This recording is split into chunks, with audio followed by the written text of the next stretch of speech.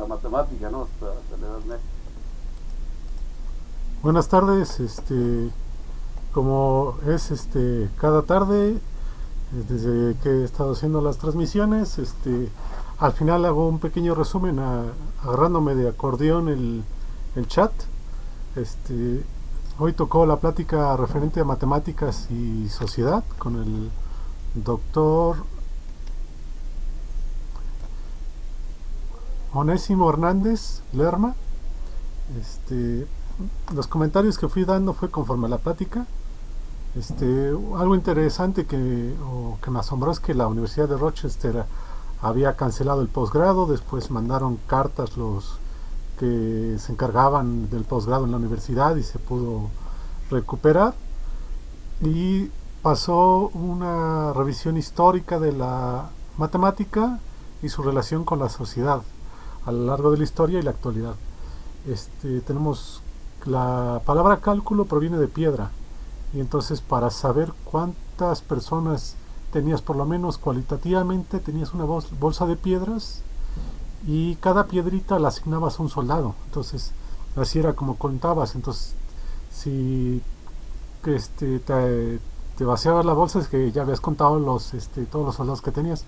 Si te sobraban piedras es que ya habías perdido bastantes soldados en la batalla. También lo que mencionó fue una tabla de la antigua Constantinopla que tiene más exactitud que las que se utilizan ahora.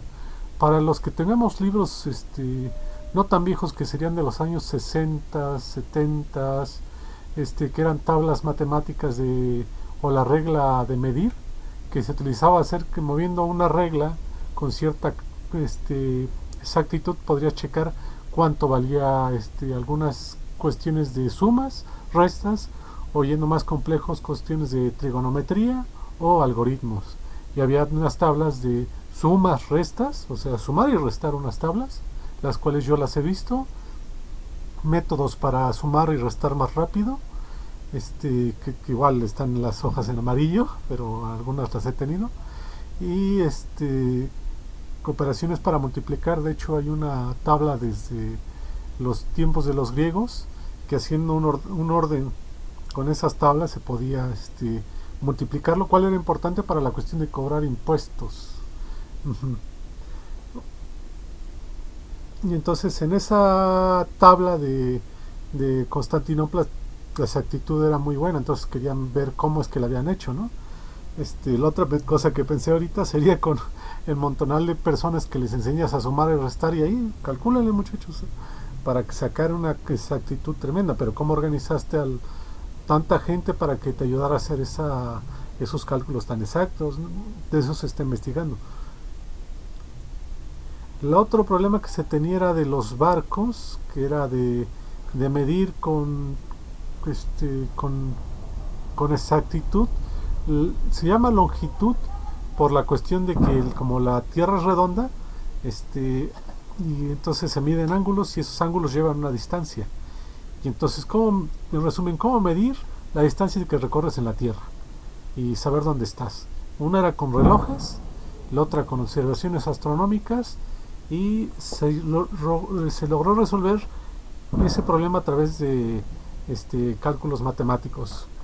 Euler fue uno de los mayores contribuyentes a ese problema, que es del año 1762. Entonces nos damos una idea, hace 200 años y un poco más que se tenía ese problema que es tan importante.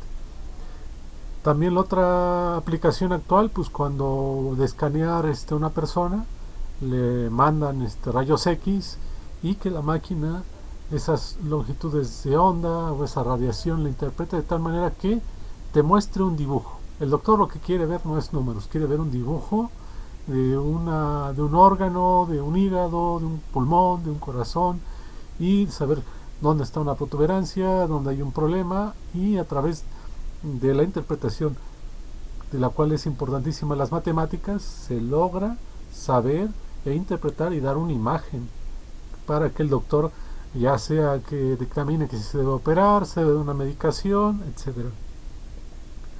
La relación había un problema que es arte y ciencia, que ha habido una especie como de divorcio, y reconciliación, ¿no? También es lo que he estado viendo, ¿no? Que desde Platón, que Platón decía que apoyaba más la cuestión matemática que la cuestión de poesía y cuestiones artísticas.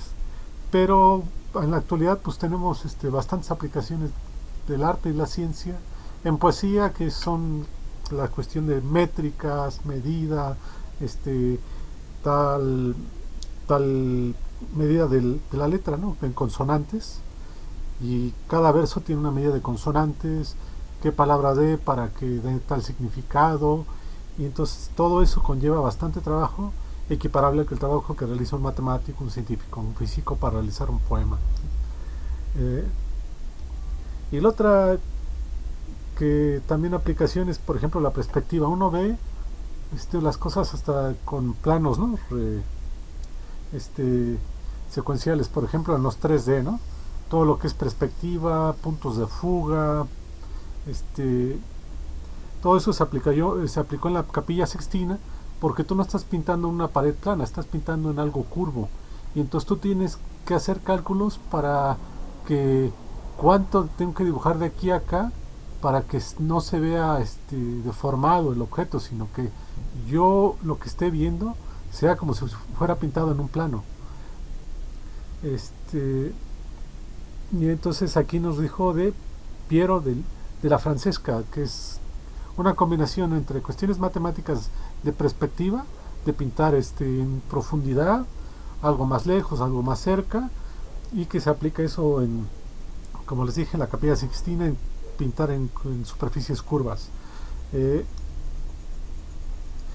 Entonces, como les decía aquí en el chat, que me lo estoy agarrando de acordeón, la métrica de las consonantes, de las sílabas para hacer un verso es bastante complicado, y qué palabras elige es un trabajo bastante de esfuerzos, ¿no?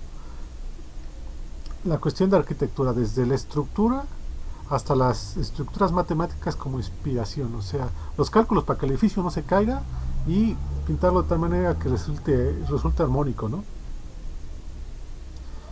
También tengo un recordatorio para checar cómo ayudar a un padre de familia a sumar y restar, checarme algunas cosas, que hay libros muy buenos, hay videos muy buenos en YouTube acerca de las tablas de multiplicar y todo eso.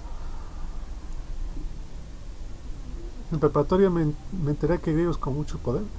También en la preparatoria me enteré que había griegos con mucho poder, que a lo que se dedicaban era a cuestiones de ciencia, arte, a medir todo lo que tiene que ver con ciencia y arte. Era lo que se dedicaban ellos: física, matemáticas.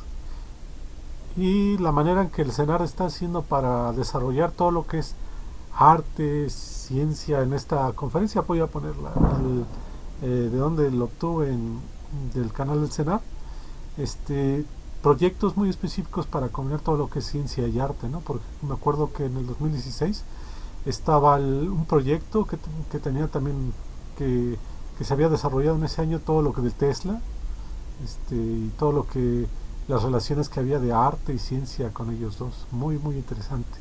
Y entonces el director del CENART mencionó los proyectos que se estaban haciendo para desarrollar ambas técnicas, que uno de estos son las pláticas y otros en específico para lo que es ciencia y arte, para poder apoyarse de ambos. Bueno, sin más, agradeciendo su presencia, nos vemos mientras se pueda a las 4. Que pasen muy buena tarde.